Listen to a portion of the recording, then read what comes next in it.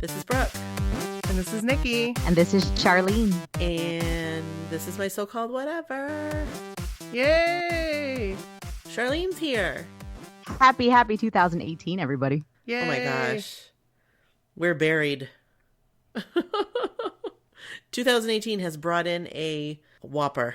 It hasn't been kind to you, Brooke. Can I tell you that 2018 so far Has been a big pita? a huge pita, and not a chicken Caesar pita. Oh, I wish they had those. Okay. Those were 20 years ago, P.S. Oh. So, yeah, no, I still don't have heat. And this is the third day. But I'm warm. My living room is 72 degrees. I'm fine because we have space heaters and fireplaces and stuff. Because we have to. Because if we didn't, our pipes would freeze. I mean, I have heat, but in Brooke's situation, if she didn't do space heaters everywhere, her pipes would freeze, and that would be a whole other ballgame. That'd be a whole other mess. Now, for people like me in Southern California who don't understand this winter theory that you speak of, can you tell us like what temperatures you're dealing with, and that's why it's so terrible that you don't have heat right now? Well, it's actually like warmer today. It's balmy, yes. What is it, like 28 degrees. Oh my, is it that warm? Yeah. I just checked. That's great. I think that's what it was. Yeah. Let me check. Hold on. I'm bringing it up right now. It is 28 degrees and snowing. Yeah. 100% chance of snow. It's a blizzard. Like, what are they calling it? Like a... It's a, bomb something. It's not a cyclone. It's, bomb cyclone. Isn't it? And yes, I'm like, what? Yeah. Somebody at work called it bombtastic. Bombtastic, bomb cyclone. How about a nor'easter? That's pretty much what it is. Okay. As someone from the West Coast, I've never heard that phrase until this week. It's a wicked lot of snow. It is. I saw some video of Marky Mark talking about, I guess, East Coast sayings. Yeah. And it said like nor'easter, and he's like, oh, that's a storm. I was like, oh, that's what that is. And then I saw it written like on different sites like 2 other times. It's like, that's the first time I've heard that. Now you can use it all the time. Use it in a sentence. Yeah, no, it's crazy. It's crazy. Like driving today was awful. Yeah. I only did it because I had to, because I was working. And, no, so anybody that's out there, well, you're not hearing this right now, but hopefully you stayed safe and warm. Yeah. So, yeah. It reminds me of something similar that happened 20 years ago. 20 years ago today was when it started. And it was go ahead, Brooke. The infamous ice storm of 98. 1998. We were seniors in high school. All 3 of us were. Yeah. We came back one day of school. One day. We came back. And then we were off for what, 2 weeks? Yeah, 2 weeks. And what was great? We were seniors, so we didn't have to make that up. It was the best. When they told us we didn't have to make it up, I was like, oh yeah, you guys. Bomb diggity. You're a bunch of losers. We get to get out of here. It was awesome. It was awesome. I mean, the ice storm wasn't awesome because a lot of people were without power and a lot of our like landscape was ruined. Yes. And I mean, for years you would drive down the interstate and see like still like broken dead trees. Right. Because it takes time for those like the foliage to like catch up and for things to be cleared out. Right. And it was devastating. We didn't lose power though. My parents did for 3 weeks. Did they really? Yes, because we were on a dead-end road, as we've discussed before, and it was just my parents' house, my next-door neighbor, Agnes, who was an older lady, and then the lady across the street was on a different grid, so she didn't lose power. She did for a brief time, but it was a downed wire, and because they had so much going on, they couldn't come and fix it. So, because it was just 2 houses. Right. Actually 3, because it was our other next door neighbors too. Yeah. So, the 3 of us did not have power, and the refrigerator was the snowbank. Right. And I stay with my sister. Yeah. So in did Voldemort. it just get it just worse, like the worst kind of cold, more than you guys are already having this week? Like, was it just record cold? Is that what happened? Oh, it was completely something I've never experienced. So what happened was the weather pattern, it would warm up just enough so that it would rain and not snow, but it would freeze immediately. So then we were getting like sleet and freezing rain constantly. And I'm probably getting this wrong because I'm not a meteorologist, but it just kept circling us. It kept going and going and going. Nobody could drive because it was just ice. It was like a big skating rink. That's all I can think of. Like, you would look outside and, like, the power lines would have icicles coming off of it. And, like, the trees, like, to look at it, it's really pretty. Yeah. But it's like a movie. It's not even, like, real life. And the sound. Oh, my gosh. Do you remember the sounds of it? It was like the eeriest sound. It was like creaking. Yes. Like it was constant creaking. It was snow. It was no snow. It was just ice. It was everywhere. Ice. Right. It was pure ice. Because it was something like the tropical, like the higher levels was like tropical air coming from the south. But then like the lower levels was like freezing, like Arctic air. So it started as rain, and then it like came down to like our like groundish area, and it would freeze. Because I watched that video that we're gonna post on our website, and they described it much better than I am. Yeah, me too. Because like, what do I know? I don't know. It was like one of those things that just doesn't happen. Right. Yeah. It was like a perfect storm. I took a shower at the high school. You did. Whoa. Yes. This is probably a good question to ask people. Like, did you take a shower, after gym? Like, because we didn't. We didn't do that. We didn't do that at all, but I know my mom, she did when she was in high school in the 70s. Yes. And my sister did in the 80s. So, but like we didn't. We didn't take showers. The only time we ever took showers was if we had a basketball game and there was like a dance after. I can remember us showering, but like in our bathing suits. Because and I think it was like twice ever that we were there. But I ended up, the showers that were at our high school were not great. They were not. I bet they were not. They were not good. I don't even remember them. It's like they hadn't been turned on since the 80s. They were like in poor shape, and they were being used because a lot of us didn't have power. And so we would come in and take a shower because I couldn't take a shower at my parents' house, and there were some other circumstances going on that we won't go into. Yeah, so I took a shower there. The only showers that were like regularly used were the swim team. Mm-hmm. They had they had a locker for the girls and guys on the pool. Well, not on the pool, but like on the side of the pool. So they were the only people I know, and they would same thing. They'd wear their trunks or their bathing suits, and they were the only ones that then they would shower out. But for regular PE, no, we never took showers. No. So what about you guys out there? Do you guys take showers? We want to know. In school, it was just weird to us because, like, first of all, that's not a whole lot of time to take a shower. No, there's no time to take a shower. And, like, can you imagine, like, blow dry your hair and, like, try to put a little squirt of makeup on? No. And they did it in the movies. Yeah, they did. 16 candles. Exactly, 16 candles. Remember Boing? And that was a part that I'd forgotten about when my kids were watching it. And I was like, there you go. Breasts. You know what? But there's a lot of 80s movies that have nipples for no reason, I've noticed. I did that on the spot like that, but that is all I did. Breasts. Because the last thing you want is for them to go Google it. Oh, Brody. Princess Leia buns. Don't ever Google Princess Leia buns in front of your kids. Oh my gosh. Because I did it. And it was an unfortunate circumstance.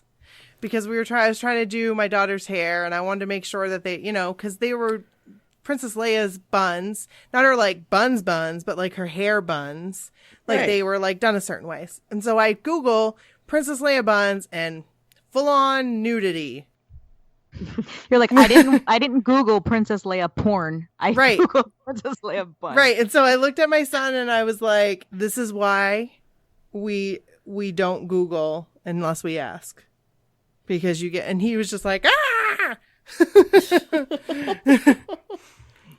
There's your little tidbit. There's your little side story for today. I'm sure there'll be more. Oh, I'm sure. There usually is plenty. Yeah. Ice storm. We're gonna post the video. Yeah. You guys can hear those noises. I'm pretty sure that in the video it has the noise. I feel like it must. It's so creepy. Think of a horror movie that's like psychological. Yeah. With like some creature that you never see. That's the sound. Right. Almost like, do you know what it sounded like? Stranger Things. Have you seen Stranger Things? I haven't seen it. Have you, Charlene? Yes. I swear one of the noises that they use is like that. I can't do it. It's like, I can't, it's like a weird, just like, almost like a door opening, like creaking open, but it's different than that. But that's why the sound designers get paid the big bucks, to make that sound that gets stuck in your head like, oh, that's the scariest thing I've ever heard. Yeah. You need to watch that. You really it's so do. Good. It's so freaking good. So here's a tangent that you can keep or not keep. So Matthew Modine shops at my store. Oh. Really? Yes. And so and his character is creepy in that. Have you watched Stranger Things or no? Me? Yes. Yeah. Oh, I've seen both seasons. Okay, good. Well, I'm not gonna spoil anything for Brooke if you haven't seen it, but so he shops at my store and he's super nice. Like, he must live in Venice. He's like super, super nice.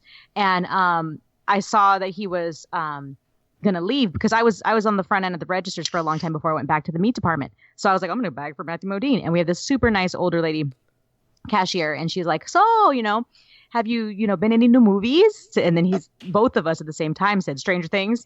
I said, also known as my favorite show of the year. And this is before season 2 came out.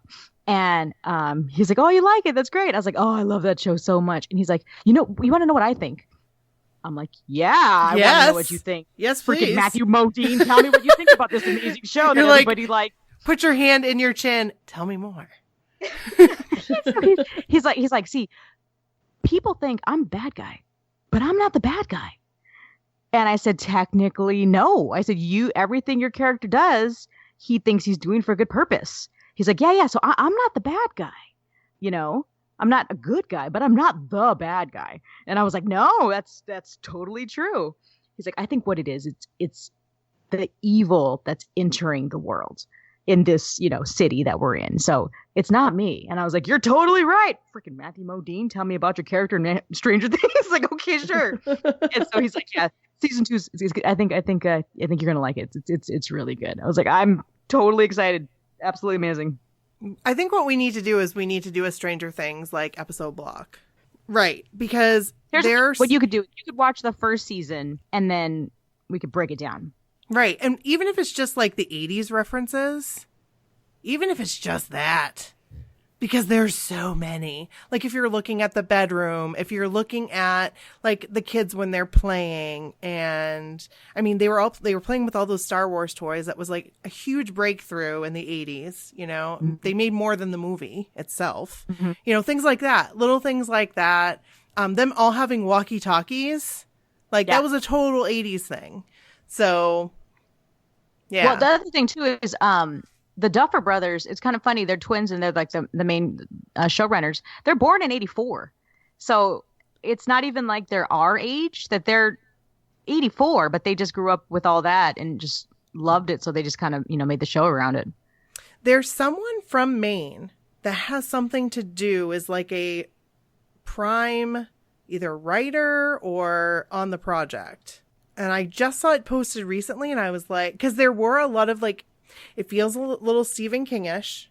It mm-hmm. does. Especially when I watched it for the first time. This is like Stephen King horror movie. Mm-hmm. The intro. Like I feel like I'm going to watch Cujo or Carrie or something. And there was a main reference in the second season. So I think that there's somebody. I'll have to look it up. I will look it up and I'll figure it out. I just Googled it. He is a writer and producer and he's from Newburgh.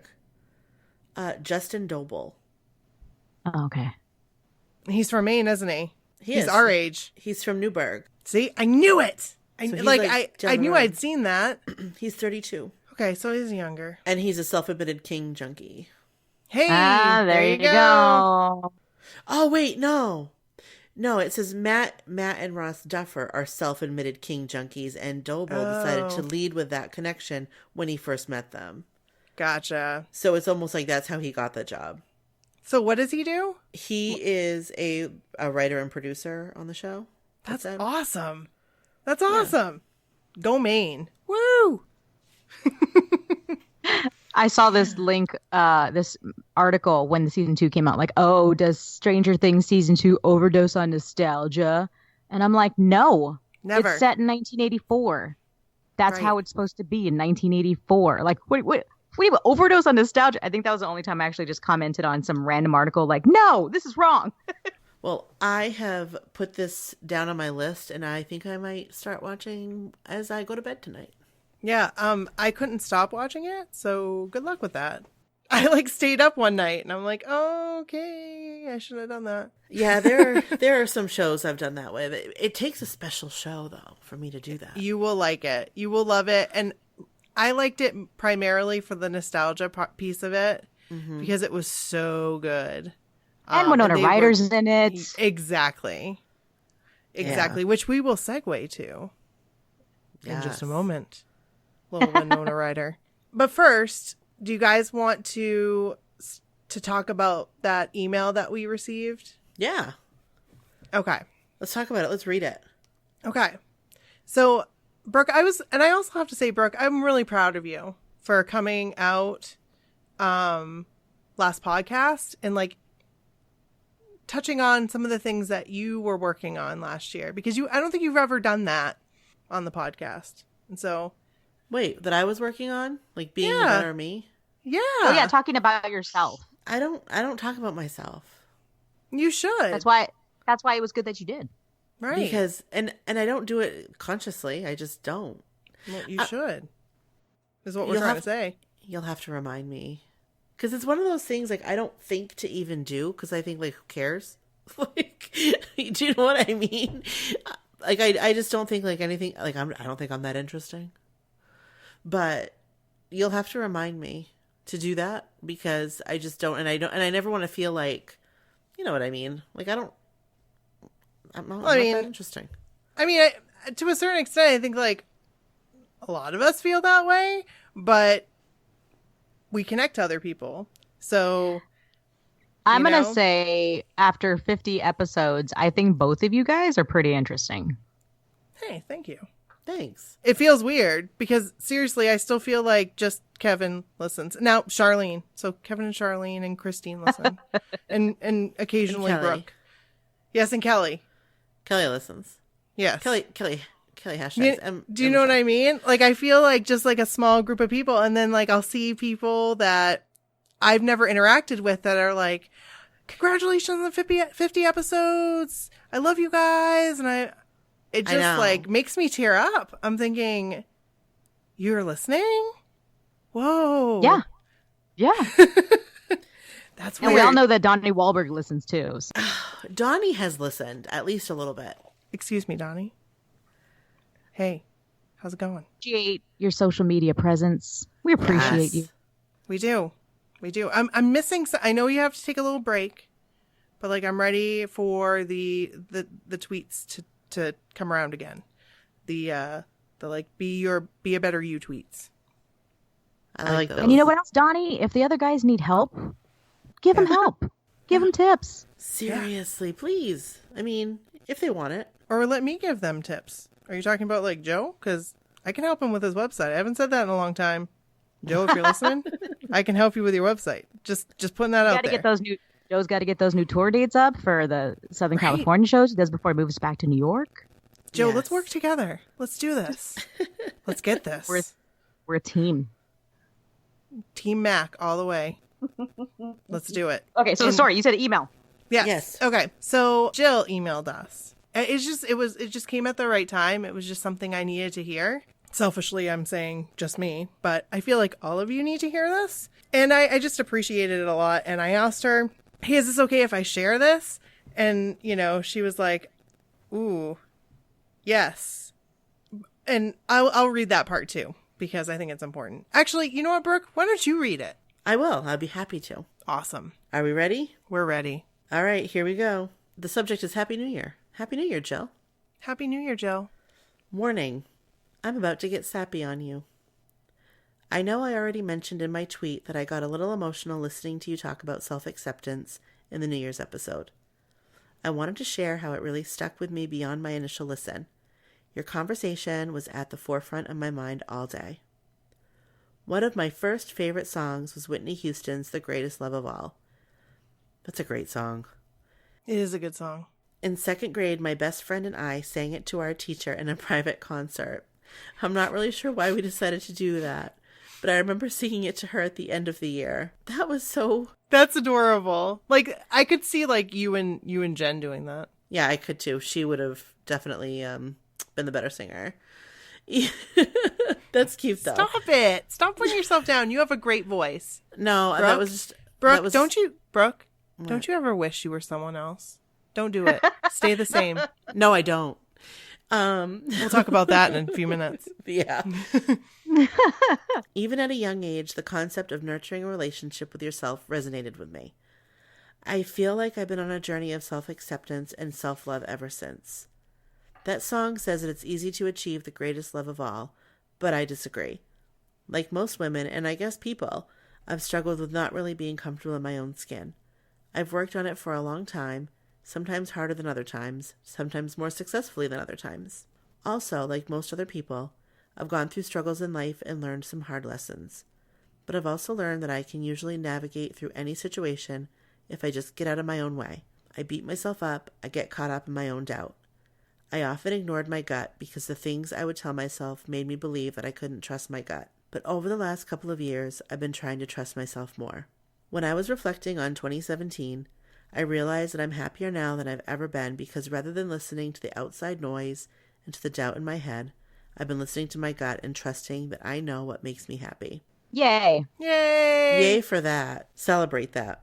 Part of what makes me happy is listening to you two and participating in your community. You are my people, and it's so nice to have found you and this community that has been born out of the positivity and love you exude. I've been a New Kids fan for 30 years, but didn't always share that with everyone. My best friends have always known, but now I'm more comfortable sharing it with the world. And since I've been doing that, it's made me giddy.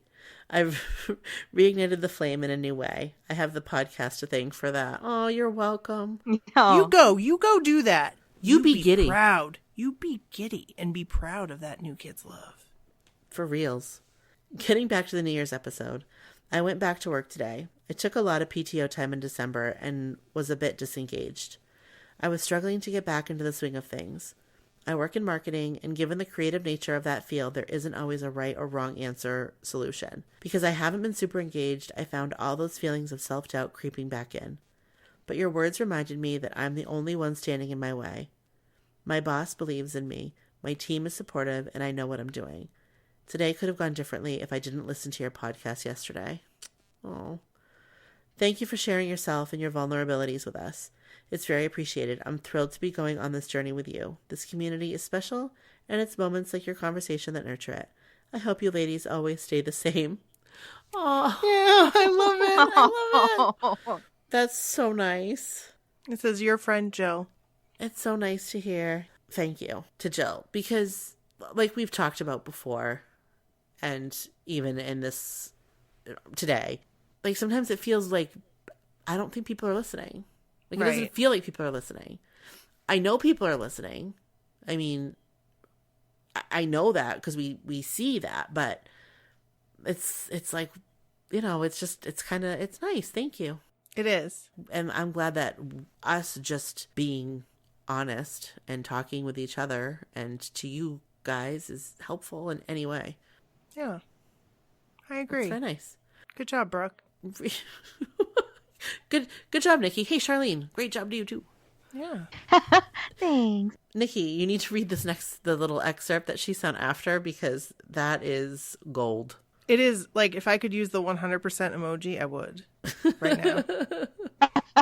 Even though I don't really understand how to use it in certain contexts, but I feel like it would be like perfect here.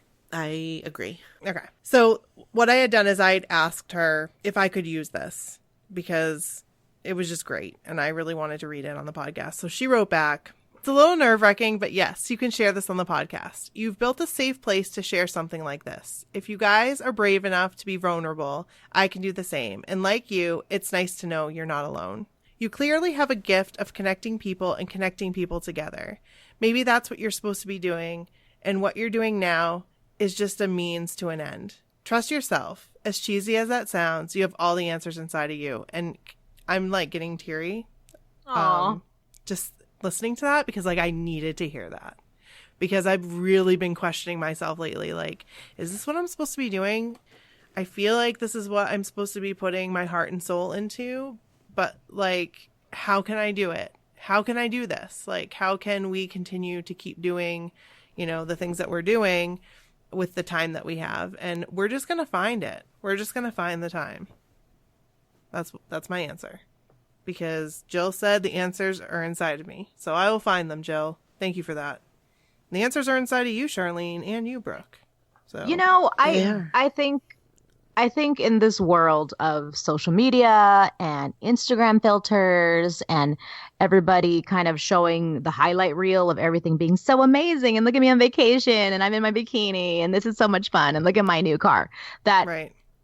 I think people on a core level crave authenticity.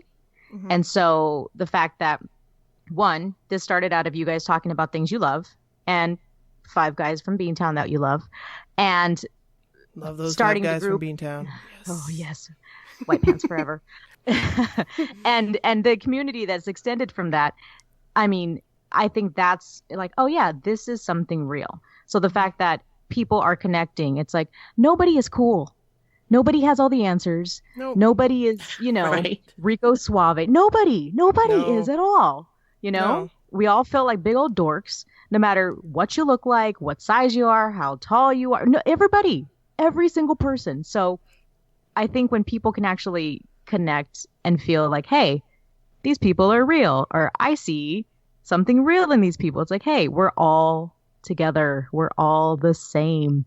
Right. Except you guys are freezing in Maine and it was like 70 degrees in Long Beach. But aside Oh my God. aside from that, I think that's the important thing, is that there's so much gloss and hype and things that aren't really real, you know? You can't have a baby and be bikini body ready in 6 weeks. You can if you have a trainer and a personal chef and, Right. you know, I mean, But but, who has that? you know, celebrities where it's their job. Right. Right. But exactly. We look at all this and that's not important, you know? right. The connections that we make here, thanks to you guys starting this podcast 50 episodes ago, that's real. Yeah. And maybe we're all the cool kids. Like all of us, the entire community, you know? That's I never really what I thought think. about that until you just said that, but I'm like, we're not afraid to be like, yeah, I was like crazy in love with, I don't know, Fred Savage. Oh, I did this, I did that. Right. I feel like we're open with one another. And I think for some reason, it's something that for a long time we were told we couldn't be. Yeah. Don't tell somebody too much. It's different. You know, don't tell people that or they'll think that you're crazy. Don't tell people that they won't like you. They won't want to be friends with you. Well, why not? You know, then maybe we shouldn't be friends. You know, Right. I don't know. It's So liberating. I appreciate that. It is. It is. It's It liberating. is. To find other like-minded people Right. and to just be yourself and to be able to do that with no like fear of being judged or Exactly. anything like that. It's liberating. And for a long time, I was worried. I mean, in the beginning, Uh-huh. we were like, keep it quiet, blah, blah, blah, whatever, you know, because I'm at this point right now. I mean, it's not really the best time right now for me to be judged, but if I was, why do I need them in my life? If they're going to don't. judge me for You being don't. real, then Yeah. I don't need them in my life Right. at all. Then they're not really your friend, Exactly. or they don't really matter in your realm, you know. Exactly. That's yeah. I'm not going to waste my time anymore. And that's taken me so long to realize. So you guys helped me realize that. So, and it's aside from it being community, it's also age. Looking back and being in charge of little people having kids. Like, okay, so what really is important? Okay, what I like is important. That my loved ones are good, that's important. What some random person says who I don't know on the internet, not that important. No. Right. It's still, I mean, in all reality, when it does happen, because I know it will happen eventually, we'll get people that will be, trolling or will just, looking for a rise or whatever. Just help me remind me of this conversation because, I do let things get to me. I'm not going to lie. Like, I'm not perfect. Here's the thing. If this happens, just let me know and I will go after them. I will go in. I can be a vicious security guard. And I appreciate that so much. I've dealt with this my entire life. Like, I let little things bother me. Yeah. They don't matter. They don't matter. Well, like little things that are nothing. It's almost like you sometimes you want to, I don't want to say you want. That's the wrong way to word it. It's self-sabotage is really what it is. It is. Something happens and you are like, for some reason it translates to you in a way that is the worst thing that could ever happen, when in actuality it's like not. It's just, it's very simple. But it's like you're looking for that. Not because you want it, but because you want to like defend yourself against it, or you're so worried about it happening. Right. Yeah. And when in all actuality, whatever that little thing that somebody said was truly all it was. Right. And right. It didn't mean anything.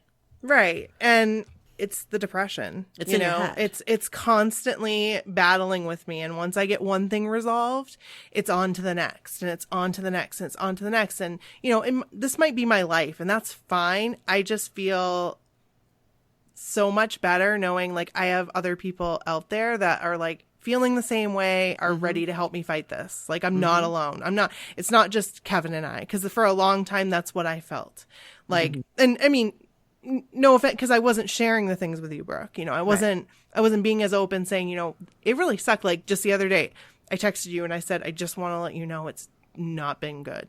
Like, today has not been a good day. And whatever I say, just take it with a grain of salt, pretty much, because it's been bad. And that self-sabotage thing is, I want to say it before somebody else does. And so like, I'm looking to, because I don't feel like I'm good enough. Like, I deserve something like this. But you know what? Like, we work hard and we have an awesome community and so many friends, and we do deserve this. Like, we do. And that's just really weird for me to say. Like, it feels so foreign saying it. I feel like I'm going, bleh. But it makes so much sense. I've got to keep saying that. Like, I deserve this. I'm a good person, and I work hard, so I deserve it. But it just feels weird. 2 minutes later, I'll be like, you don't deserve this. Like, you don't deserve this. It's just weird. And again, it's the depression. And I know other people can relate to that, and just keep fighting it. Knowing it is is half the battle, I think.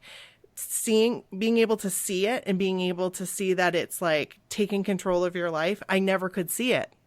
I just thought, oh, I've got to change in order to like accommodate this thought in my head. But you can't do that. You can't. So in every state that we're in, we are all doing the same thing. We're all going through the same thing. We're all one community. Just because you guys decided to put something together. I just sent you guys something on Slack that I think you'd like to see. Okay, I'm gonna look at it right now. Hear that? We're cool people on Slack.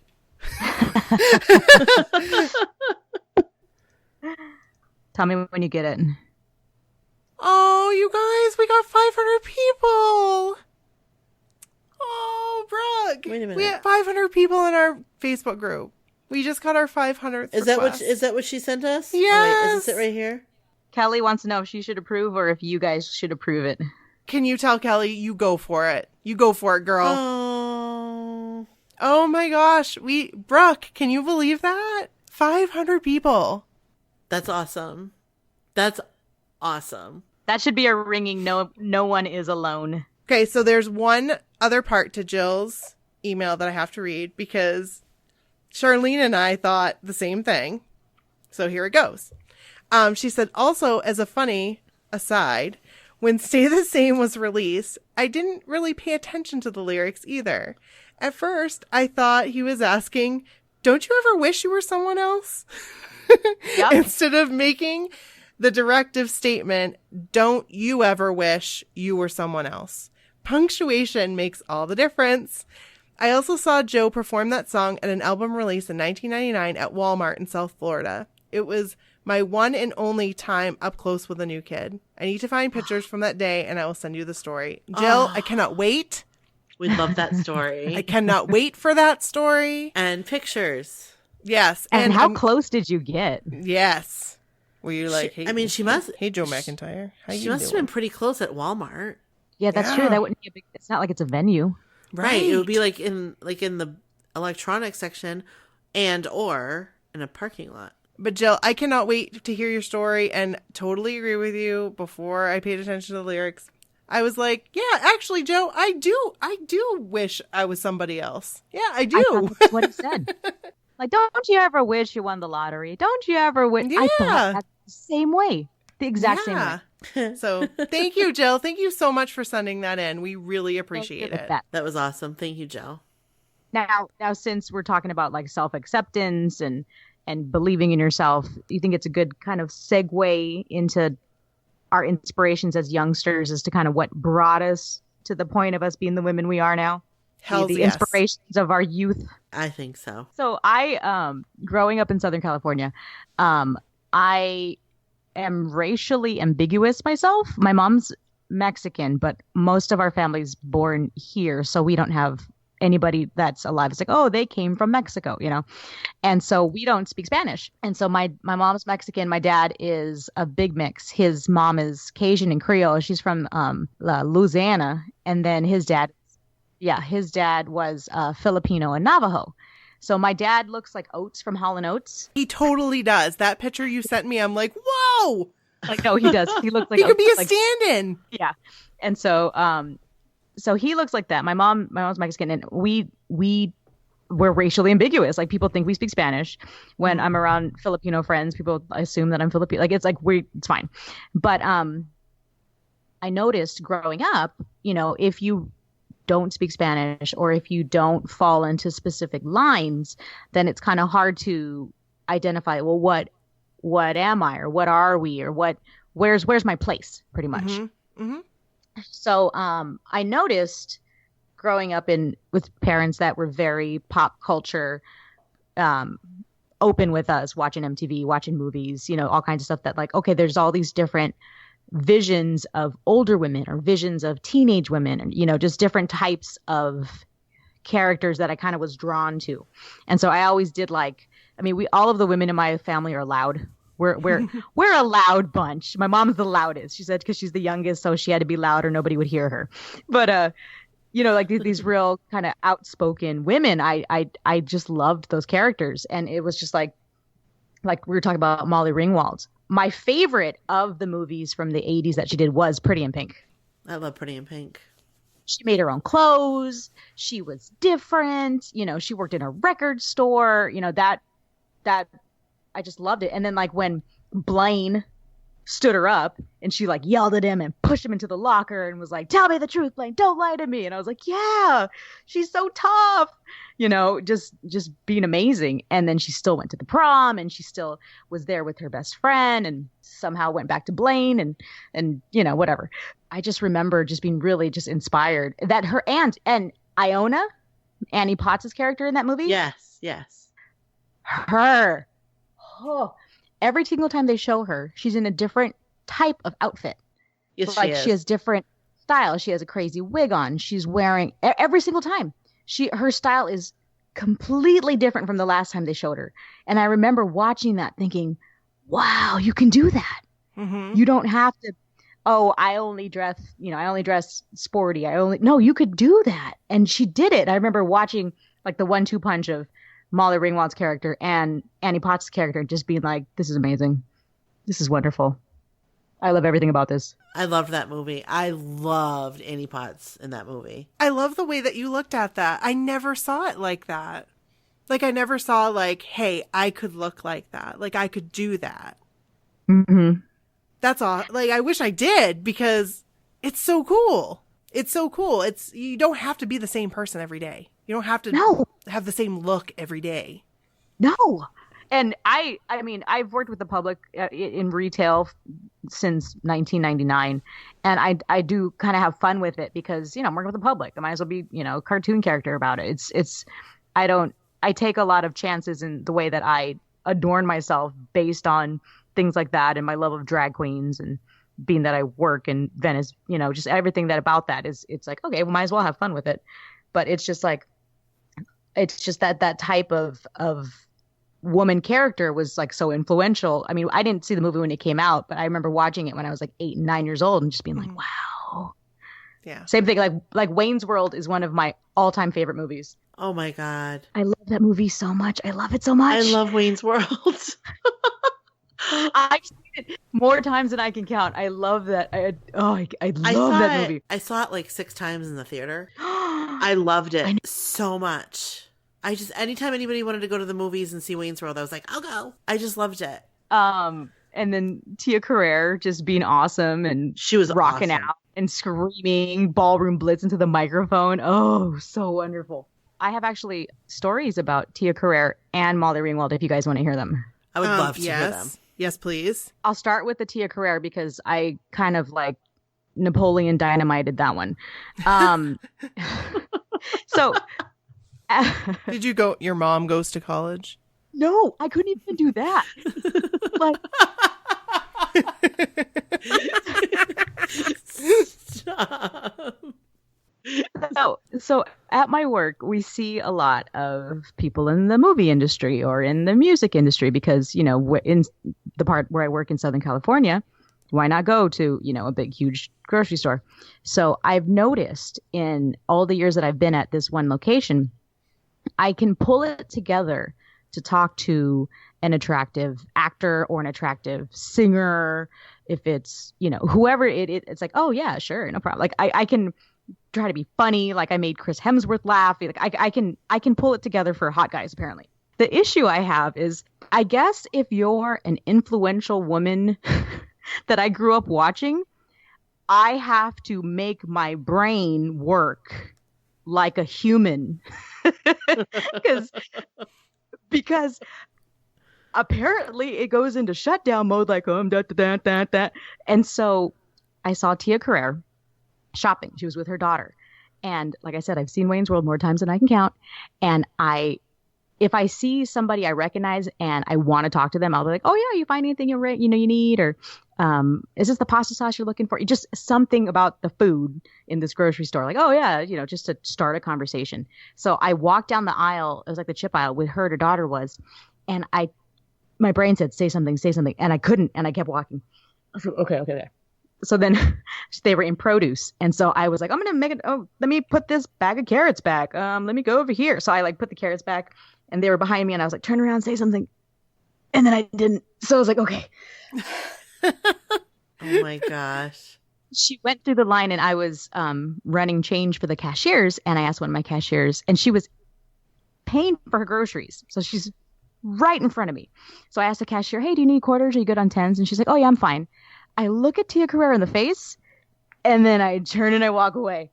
No. Aww. Not get my brain to work. I thought, oh my God, just say something. I know you've been in a lot of stuff, but Wayne's World's one of my favorite movies. I love your work. Just so I couldn't do it. It's like, okay, I get it. It's the women. So I did get a chance to help Molly Ringwald once. She had come, I'm in the meat department now, and I was in the meat department previously. And so she came in with her husband, and they were walking around, and he came to the counter. And so since the meat department's, like an enclosed department, I couldn't randomly walk past her and ask her about quinoa or whatever. And so he did all the asking, and he had all the stuff, and they left. And I was like, oh my God, it's Molly Ringwald. So the next weekend, they came back. I was coming back from lunch, and since my meat department is very big, we also like would cook burgers and fries and stuff like that on one of the sides that has like marinated kebabs or whatever. And so I saw she was waiting because it was a Saturday and there was a lot of people waiting. And so I put on my apron and booked it straight to her. And one of my coworkers was like, "I was next." I was like, "What do you want?" He's like, "Oh, fries." I'm like, "Fine." So I like dropped the fries, whatever. "So can I get you guys anything?" And so they were having a barbecue and they were asking, "What is this marinade like? And is this good?" And blah, blah. So she was asking me all this different stuff about the marinated meats we had. And they got, a good amount of things. And so I was wrapping up her kebabs, and our counter's kind of low, so you can't see my hands until I like hand it over the counter. And as I wrap it and put the sticker on it, I noticed my hands were shaking. Oh. So I thought, pull it together, take a breath. So I just like took a breath. I was like, "Yeah, here you go." And I handed it to her. And then like she's like, "Oh, thank you so much." I was like, "Yeah, you guys have a great weekend." And so she turns and walks away and leaves. And I was like, "Oh my God." And being that I was working with a bunch of 21-year-olds, nobody recognized her. I was Oh like, my word. Anybody? And I had one butcher, and he was in his 40s, and he's like, "Hey, Charlene, was that little 16 candles you helped?" I was like, "Oh my gosh." She's like, "She looked good." Yeah. She looked real good. I'm like, "Yeah, she did." It was like, I was so glad. He was the only person of my whole meat department who even knew who she was. Oh my word. You want to be like, "Here, go home right now, watch these movies because you are missing out on life. So go home and watch them right now." Nobody. And I was like, "She's amazing. I love her. I've seen so many of her movies so many times. Pretty in Pink is the best. Oh, I can't get just amazing. Just fantastic." Yes. She was definitely a big part of all of our lives, I'm sure. One of the moments that I'll never forget is in 16 Candles when her grandmother feels her up. Like, yes. I don't know what it is, but like, I was like, why would her grandmother touch her boobs? Why? Right. Why would she do that? Who does that? I'm sure that there are grandmothers that I don't know, but I was like, oh, I was mortified thinking, does that happen? Like, is somebody going to touch my boobs? Like, do I have anybody in my family that doesn't know boundaries and would be like, "Oh, with her cigarette, look it, her breast came in." Oh my word. Oh, and the thing is, too, is she was super young when she started making those movies. I think she was like 15 when they first started those. She was really young. She did an amazing job. Those movies are classic. Absolutely. Well, the thing is, too, it's they always had such an amazing kind of left of center view of the characters. And so it's like, okay, well, this is the main character and these are the issues and these are the flaws and these are what makes them different. And these are the people who apparently have no issues and are rich and are James Spader being such a dick, but so gorgeous. Yes, James Spader. Yes, Brooke likes him too. He's so terrible, but he was so beautiful and Pretty in Pink. I loved those movies, but like one of the movies I watched over and over and over and over and over again was Heathers. And that's a really dark movie for that's super dark. A 8-year-old, 9-year-old kid to watch, but I loved it. And I really feel like it's because that's when I like fell in love with Winona Ryder. I just thought she was so cool. And I loved Beetlejuice. Mm-hmm. I feel like I saw Heathers before I saw Beetlejuice, but I might be wrong. It might be the other way around. But I loved her because I loved her in Beetlejuice because she was, I don't know, maybe I was a dark kid. I don't know. Maybe I had like a little bit of like a dark side to me. Not like crazy dark, but I'm going to co-sign that because I didn't see Heathers till later and I saw Beetlejuice a billion times. And it was all about her character in that. Did you like Christian Slater? Oh my God. Dude, I like Christian Slater. Especially in Heathers. But I loved him. So it appealed to me. His character really, I don't know. It's like when like I started to like get that like sense of like, I really like him. Like, just make me feel something I can't like figure out. Yes. Hey, this is Nikki. So coming up here, you'll notice a weird transition, and I just wanted to explain it because once I started editing, I realized it didn't quite make sense. something happened with Brooke and she had to step away. And Charlene and I continued to discuss not knowing that Brooke was gone. And I really wanted to include that conversation. But at the same time, then we switched the conversation and Brooke came back. And that conversation was equally as important. So there's just a weird transition here that I really couldn't splice together and have it make sense. So with that being said, here it is. I'm back. Hey. I'm sorry. Ugh. That's okay. We just paused. We were scheming on how to get to Joe McIntyre. Oh, perfect. I know it's a hard no for you, but I was like, I'm really considering, but I have to pay for the cruise first. Like, that's my first thing, is making sure the cruise is paid for in full. Why? What are you considering? I'm considering flying out there by myself. Can you What? believe it? I'm considering flying out there by myself. Oh my gosh. I know, but if I meet Christine there And me. and Right. Charlene, I won't feel, do you know what I mean? Like, it's just, if I can get the direct Boston, LA, Yeah. and then, But then what are you going to do? Go stalk Joey McIntyre? no, I was just going to go to a show. Oh, when is it? Oh, you don't know about it. Oh my No. gosh. I didn't tell Okay, you hold on. about this. Tell Brooke about the thing now. I'm gonna run to go pee. Tell Okay. Brooke about Joe's plan. Okay. So Joe is doing shows from February until April. What? Yes, in LA. Okay. So we need to go. But I thought it was going to be like a hard no. I feel like I talked to you about this. Like, I feel like I texted you. No. I Well, just- maybe you texted me and it got lost. And I just figured, oh, it's a hard no. But it's like, if we could find cheap flights to go and come Wow. back. Like, he's going to release dates soon. Okay, so we don't know, like, Okay, it was in the podcast. He said it. and where. It's In in LA? Hollywood. Yes. Okay. Okay, hold on. Can you hear me? Yes. Yes. Okay, hold on. Cora, come here. I'm gonna put the headphones on Cora. She just wanted to say hi. Oh. Here, come here. They're very nice. They have little kids like you too. One of them has a 5-year-old.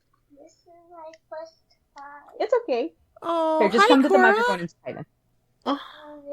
Stand up. Don't worry, they can't see you. She's being shy. Do you want to go back to coloring? This is my first time. I think I want to go on a bed. Well, you can't climb on the bed. You're going to go back to coloring. Oh. Hey, Brooke. Yeah. It's every other Wednesday, February through April. No dates yet. Oh, Hey, every other Cora. Wednesday. Here, just put these on so you can hear them. Hey, Cora. Hi. How are you? Good. How old are you? 4.5. 5.5. Wow. I have a little girl. She's 5.5. She was just out here. Are you coloring? Yeah. What are you coloring? Well, I'm using my magic pen. You are your magic pen. That sounds really cool. That does sound really cool. What's your favorite color? Blue. Yes. I love blue too. That's a really nice color. You know what my favorite color is? Purple. Like what the room is. Yeah. And okay, go. Yes, stop. Okay. Thank you for being a team player. All right, you can go back to coloring. That was cute. That sounded like Sadie. Stop. She's like, "Are you still talking to them?" I said, "Yeah." "Oh, well, can I talk to them?" I'm like, "Sure." And then she walked into the room and she's like, "No." It might not be such a hard no from Brooke after all. But it's Wednesday. Yeah, it's every other Wednesday. So Wednesdays are hard because that means I have to take like at least 3 days off work. Okay. I wonder if we could With limited somehow do vacation it. time. Couldn't we take a red eye back? Well, it depends on what time the show's over. Oh yeah. And I mean, also I can't do anything in February or March. So we have We're that's okay. April works better for me anyway. We're blacked out. Yeah, he doesn't have his dates up yet. I'm trying to, because we were trying to speculate, is he going to announce it on Twitter? Is he going to put it on his Instagram? We know it's not going to be on his website. Yeah, exactly. There's nothing on the venue's website that has him on it. There's a bunch of other people, though. It's not a hard no. I think it would be fun if it works out. I'll keep my eyes peeled. Perfect. I don't know if I can make it happen for me. I am intrigued. Let's put it that way. Yes. Should we talk about Heathers now? So what I was talking about was how much I loved Winona Ryder. Like, I loved her. Yeah. And I had a thing for Christian. I think, like, that's the first time, like, I was like, whoo, Christian Slater. Whoa. What's that? What's that feeling? Yes. Yes. Do you know what I'm saying? Yes. Especially his character in Heathers. Because... yes. Oh, yes. Christian Slater. Christian Slater was the first, like... Yes. He was everything. I wanted to run my fingers through his hair. Mm-hmm. No, Christian Slater, I feel like everything he did back then, he was great. I mean, Heathers, Pump Up the Volume. I've never seen that movie. Oh my gosh. I probably haven't seen it since like 1993, but yeah, I remember that movie. Yeah, I probably haven't seen it since then either, but I remember watching it and thinking like, ooh, Christian Slater. When he was in Untamed Heart. That movie makes me cry. That movie was that was the first movie I ever saw where I literally howled. Yes, it was like... like by myself in my room watching that movie. Cried my eyes out. And then, oh my God, The Legend of Billie Jean. I don't think I ever saw that movie.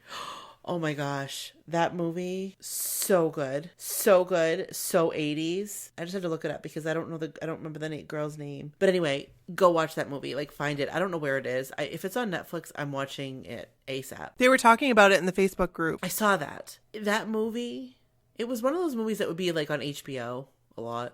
And so I watched it a lot. Whatever was on HBO in the early 90s, that's what I watched. That's a really good movie. And I really loved him in that movie too. That was like early Christian Slater. But anyway, Winona Ryder is cool.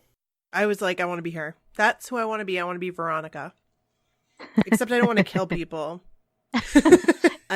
Right? Corn nuts. I watched Beetlejuice way more than Heathers, though. Yeah, and just that I am utterly, utterly alone. Yeah.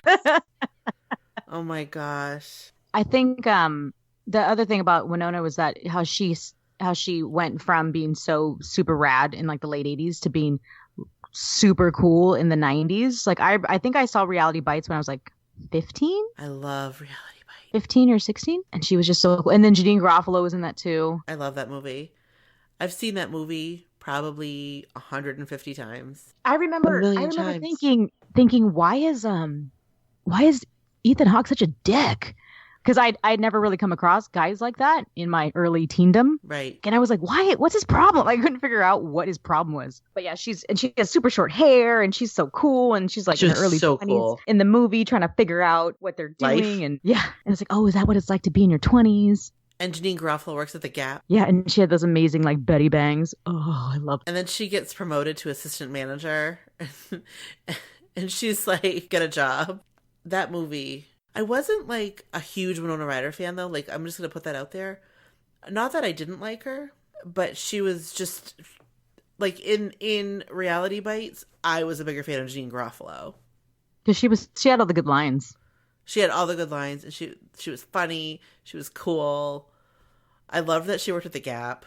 Like, I loved that. Super rad, like those like dresses that she wore. And her lunchbox is a purse. Yeah, I remember loving her like outfits and her hair. And then she had all the best one-liners. I was like, yeah, this is I'm all about it. She was cool. I liked her a lot. Well, so if Nikki was all about Winona, who did you like growing up, or who did you find kind of inspiring in your early tweendom? Or so I've thought about this. And there isn't really one person that was like one like female that was inspiring to me, but there were definitely ones I wanted to be like. Like who? I wanted to be Samantha Micelli. Alyssa Milano? Yes. Like, but specifically Samantha Micelli from Who's the Boss. Also, I mean, it goes without saying DJ Tanner and also Punky Brewster. I loved the characters, and therefore, like, of course, as a kid, because this was 80s, I was a kid. this translated to the actresses themselves. But like, I would literally go to bed at night and close my eyes and like pray that I would wake up and be Alyssa Milano. Well, she was so cool too, and she had a little accent. Yes, and she had brown hair like me, so like I could be Alyssa Milano, and like she just seems so cool. But I don't really know why. Like as a teenager, there wasn't like one person that I was like, oh my gosh. There was a lot of them. I don't look anything like Melissa Joan Hart, but I wanted to be like Clarissa Explains It All and have a cute best friend who would climb through my window. I did too. And a pet alligator named Elvis. I forgot his name was Elvis. Yeah, oh yeah. I loved her. I named my hamster Clarissa after her. Clarissa bit Nikki. Yeah, thanks, Clarissa. Nikki still has a scar. That was like 6th grade. She was just defending her pregnantness. We did not know she was pregnant at the time. You still have the scar. It didn't hurt. But it didn't hurt, but it was like bleeding like I've never seen before. Well, I've actually seen before, but it was like, whoa, hey. For such like a little bite. You were going for the bone, girl. She's brutal. No, that's a really good one. I loved her. Like in that show. But it didn't carry over with Sabrina. Like I didn't watch Sabrina. I didn't watch Sabrina either. My brothers watched Sabrina. My mom likes Sabrina. But I didn't watch that show. I think I have a thing for two when they talk to the camera, because she would talk to the camera, and I love Wayne's World. He talks to the camera. I love High Fidelity. He talks to the camera. My all-time top 5, and I've said this, and that is from High Fidelity. All-time top 5. My all-time top favorite movies are Princess Bride, High Fidelity, Wayne's World, Tombstone, Pretty in Pink.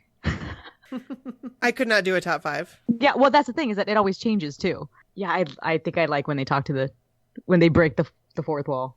Although I do like Ferris Bueller, but it's not one of my like favorite movies. I do have to say something that we're talking about John Cusack, because like he was also on my list to talk about of like people who influenced me in my life. Lloyd Dobber. Just because I like resonated with his character, if that's the correct word. Like I like it, as Brooke would say, he spoke to me. Mm-hmm.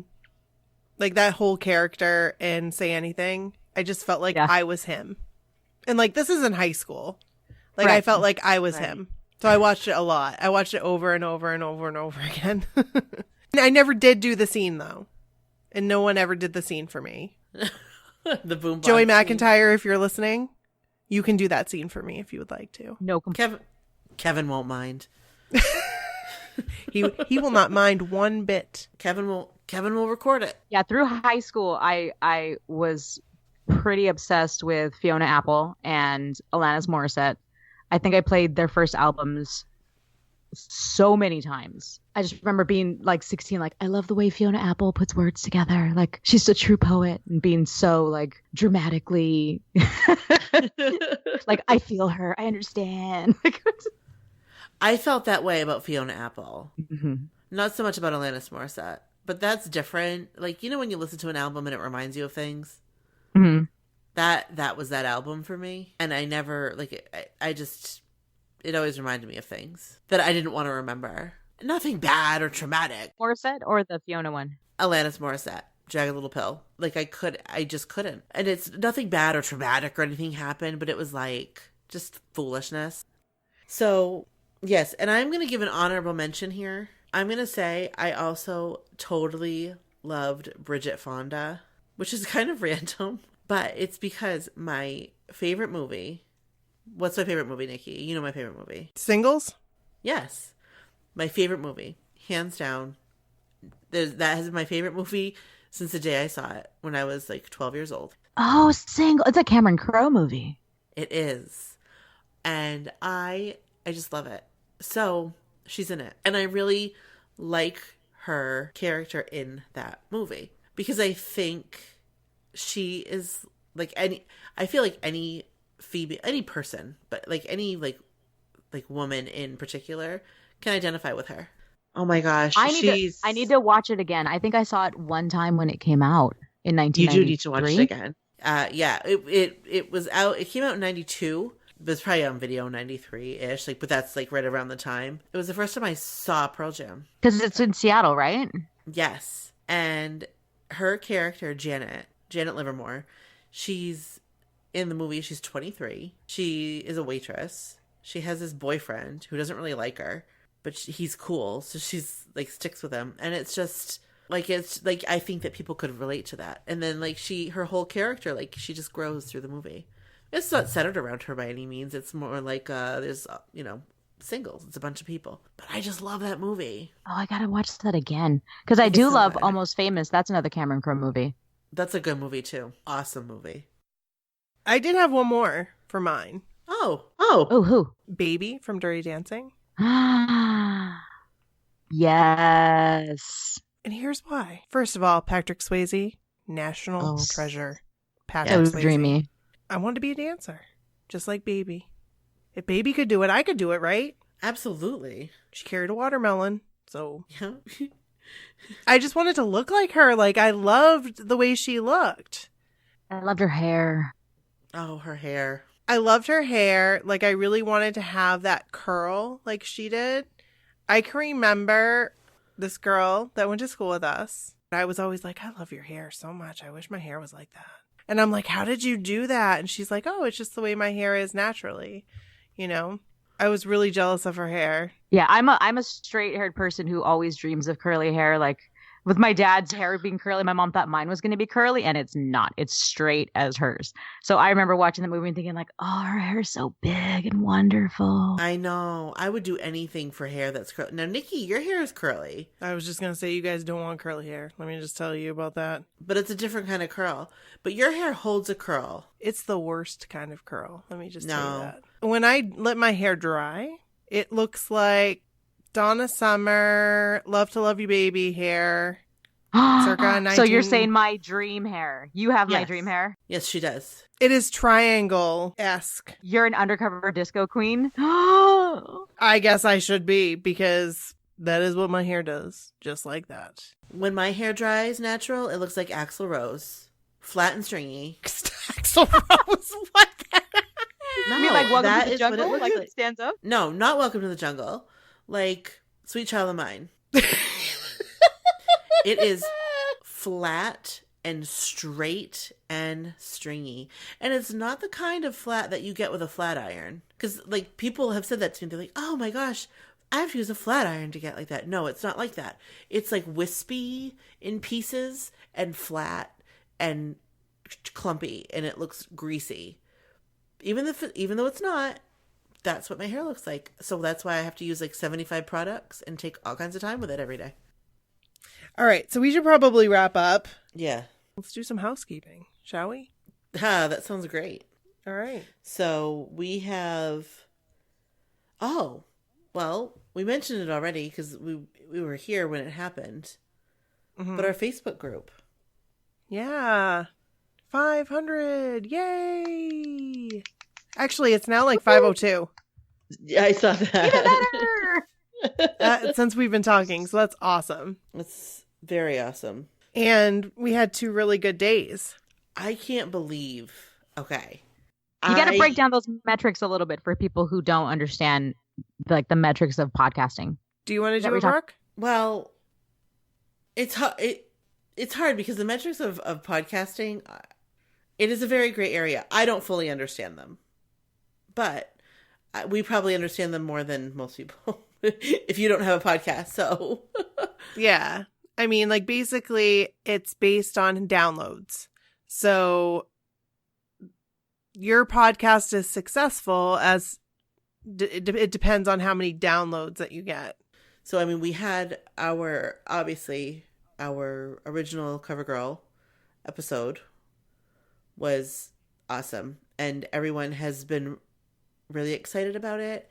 And you've shared it and tweeted about it. And because of you doing that and the excitement around it, we've had 2 of our highest download days back to back than we've ever had. Yes. And we Yay. had more downloads today than we did yesterday, which is crazy. That's crazy because that doesn't happen. Like, Never.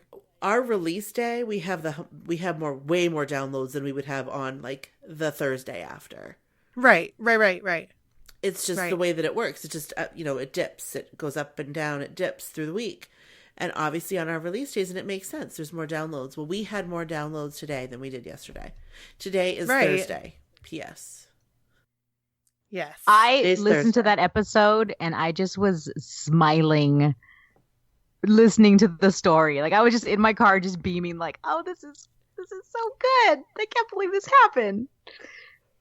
We were super excited about it and super excited to talk to Jenny, and clearly our listeners liked it enough to share it and, help us get it out there. Yeah, and I do have to say it wasn't just her episode. No, it wasn't, because that's the thing. What was crazy is like most of the numbers that we had today and yesterday, you guys, was from previous episodes.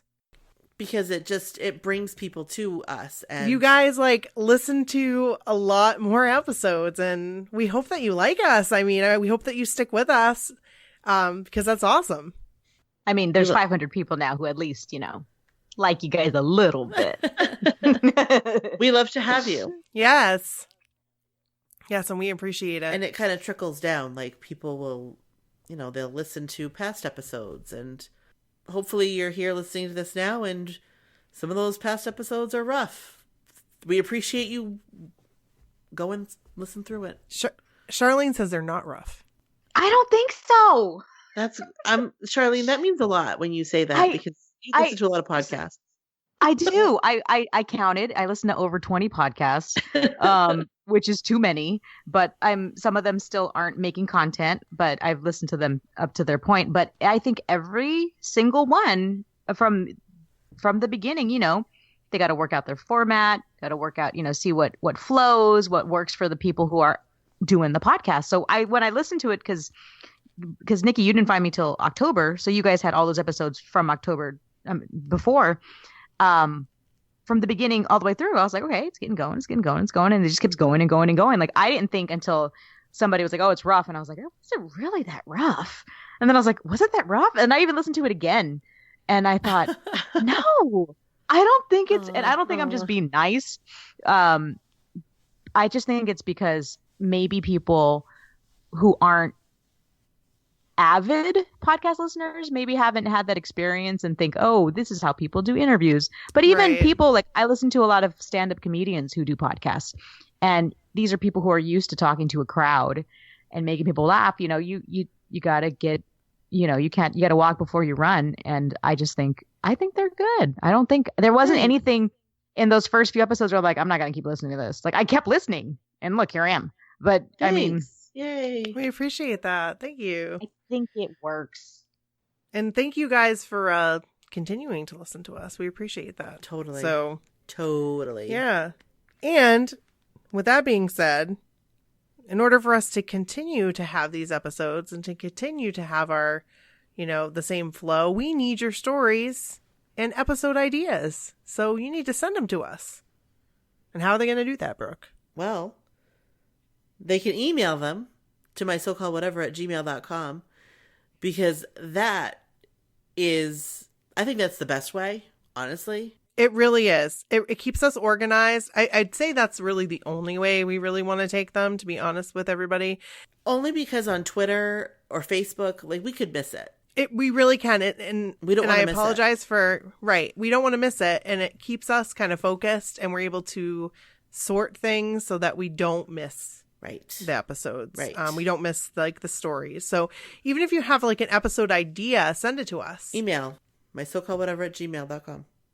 Exactly. We really want to hear it. So yeah. And I think too, there's a lot of people in the group who put out great ideas for different things. If you saw something in the group that you thought is like, hey, I'd like to hear this expanded on, or like, I want to get more information or hear people's stories about a specific thing, then I say, write in and tell your story or whatever that, your take on it is. I like the way you think. Exactly. 100%. That is what we want to see. Absolutely. And you're right, Charlene. I've seen like so many awesome ideas and like I'll write them down, but then I'll forget about it. Like I have an episode idea log where I keep like some of our things going. Like somebody had just said recently they wanted us to talk about NSYNC and Backstreet Boys. Right. You know, so that will be done. Don't you worry about it. No, don't you worry your pretty little head off. We'll be more than happy. Check, triple check. Yeah, I like the way you think. That's exactly what I and want. even if it's nothing that you think isn't that big of a deal, like I took a picture of that exclamation perfume and put it on the group. Yes. And it was like a waterfall of like, what about this one? What about that one? Like I just thought, wow, guys, look at this old school thing I haven't seen since 1992. Right. And so I think if anybody has ideas that are like that, like, hey, did anybody else like this group? You know, did anybody else do this when they were in 8th grade? The more the better. Right. Absolutely. Right. Did anybody else get their first kiss while playing Spin the Bottle? That was highly specific. It was an unfortunate series of events, but that was where my first kiss came from. Behind my grandparents' garage. That fateful December 1st night. And it was a pity birthday kiss. Everybody stood up. It was like out of the movies. But not in a good way like the movies, like a... I just felt like, why has this been pre-planned? Right. Like, I felt really dumb. I felt really like... You were not old. It's not like you were like too old to... No, I was in 8th grade and like, I don't know. There's a whole story behind it, but maybe we'll get there someday. Maybe. You look nice. Oh, no! Yes. So, yeah, maybe we'll get there. Maybe we can have a whole thing about first kiss and we can all talk about our first kiss. How's that? How's that sound? How's that sound? How's that for a topic? Send your stories. Yeah, Brooke is so excited to talk about hers. No, I'm not at all. Like, not even a little bit. And also, I feel like I shouldn't talk about it out of respect for the deceased. He would be more than happy to have you talk about your first kiss. He wouldn't even remember my name. I don't even remember his name. All right, I'm sending out a signal, ghost guy. Can you please come and visit and just, say my name? No. Don't come and visit. I respect you. I don't need you here. Okay, yes, please don't come. Please, nope. Charlene was just kidding. Okay, I'm taking back that. LOL. I'm taking back that. I'm rescinding the paper plate signal. Ghosts, yes. Just hang out where you are. Yes. So yeah. Any other housekeeping? Patreon. We're going to be doing a drawing. Oh, yes. Yes. You guys, you know how you signed up for Patreon and we said we're going to do drawing? We're not only going to do one drawing, we're going to do 2 drawings. 2 drawings. And the prizes are going to be pretty amazing. They actually are awesome. Yeah. So based on what level you are, you'll get entries to win. And when I come back from Memphis, then I will not be going to Graceland. That's unfortunate. So that is unfortunate. You can not only support us, but you have a chance to win some pretty cool things. So. Yeah. It's actually, I'm excited about it. That'll be fun. Yeah. For when you come back, we'll do that. Yep. And we'll announce that to the Patreon peeps. And if you would like to do that, you can go to our website under donate. That's right. And you can do that. And Charlene's one of our Patreon peeps. It's true. Yeah. I think Patreon is great. I think I'm a patron for 4 different podcasts. Yeah. Yeah. Well, it's a great tool. That. We really appreciate it. Hey, I'm a firm believer. Every little bit helps. We are dead serious. Every little bit helps us. It really, really does. Yeah. I can't donate $50 a month. You don't have to donate $50. No way. You can donate $1 if you want. $1. Yes. Every little bit helps us. And if you can't, that's cool too, because we just love that you're listening to us and that you're, enjoying it. Podcast is free. So that's right. That's how it is. So yeah, but you can always, like we always say, you can go on Apple Podcasts. You can rate, review us. The reviews are important. So if you can just type a couple words like "they good," That works. Or just put Wicked Awesome. Yeah, Wicked Awesome. Love them. Done. That's honestly, it helps us so much. So that's all I have. Yeah. And this was fun. Hit all our fun points. Yes. I think so. This was a lot of fun. This was a fun convo, ladies. It was like it's like the way that we've envisioned this.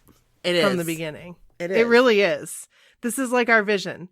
We're sitting around, we're just chatting, talking about stuff, talking about how we became who we are. Yeah. Just watching Claire Danes and Winona Ryder and all these Yes. great actresses and these great movies and all that fun stuff. Yes. We love it. And we love having you on, Charlene. Yes. Oh, we thanks. do. We really appreciate you coming on and all your support and everything you do for us, because you are one of our biggest cheerleaders and we appreciate that so much. Mm-hmm. So thank Aww. you. And you're a Well, thanks. moderator. So thank you. That too. A moderator of a wonderful, wonderful group. I mean, yes. It as of 500 today, and just everything that I see and everything that everybody else is sharing, I'm just like loving it. And we appreciate that. And we appreciate our other moderators, Christine, Kelly, Michelle. I feel like I'm missing somebody. No, there's 4 of us, and then you guys. Okay. Wow. There we go. So you guys are you guys are amazing. Thank you, You so really much. are. We appreciate it. And all you East Coasters. Wait, what's the word? What's the word for storm? Nor'enders? What is it? Oh man, I don't remember now. Nor'easters? Nor'easter. A nor'easter. Yeah. You guys stay safe, stay warm. Thank you. Thank you. We will. Brooke, do you have heat? Nope. Oh. Well, Just space heat. I feel like you will space soon. heater sweating, so I'm good. All right. I'm well, safe stay and warm. safe. Kids have an hour delay, which is just like, really? Really? do? An hour delay? Really? You know what that does?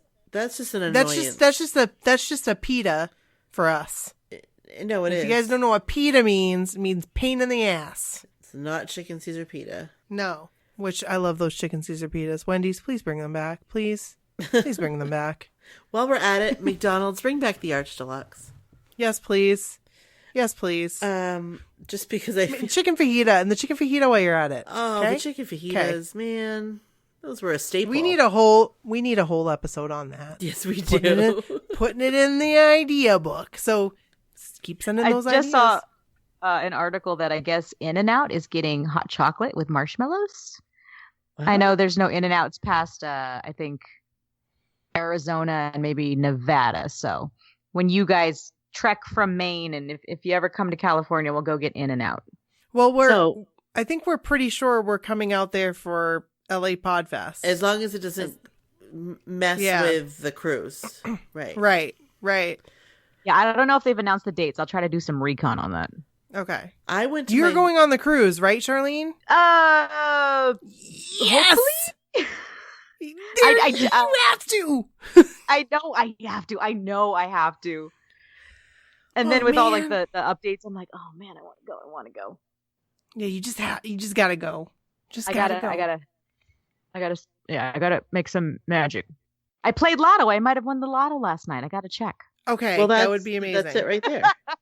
Please let her win the Lotto. I'll pay for everybody's. I'll pay for your guys' cruise if I won the Lotto last night. Woo! And then we'll be there for Joe and for Podfest. How's that sound? So yeah, and we might be there for Joe. Brooke and I just have to talk about it. You hear that, Joe McIntyre? We coming for you. Oh, that sounds scary. I know. Cut that out. Dave Coulier that. No, I won't. We'll just say, Joe, we can't wait to meet you. Meet you again. I can't wait for you, for Christine. Seriously, this is my excitement that I cannot wait for. I cannot wait to see her meet him. That is what I want to see. She's never met him. And I don't even care. I just want to watch her meet him. That's all I care about. I just want to watch her meet him. So exciting. I didn't know she's never met him. No. And so when we've been talking and stuff, I'm like, honestly, I don't even care. I just want to watch you meet him. I'm not even going to talk. I'm just going to like watch because I think it's going to be so cool. So like I told her, I was like, you can't meet him if you go without me. You can't meet him. You have to wait for me because I have to see this.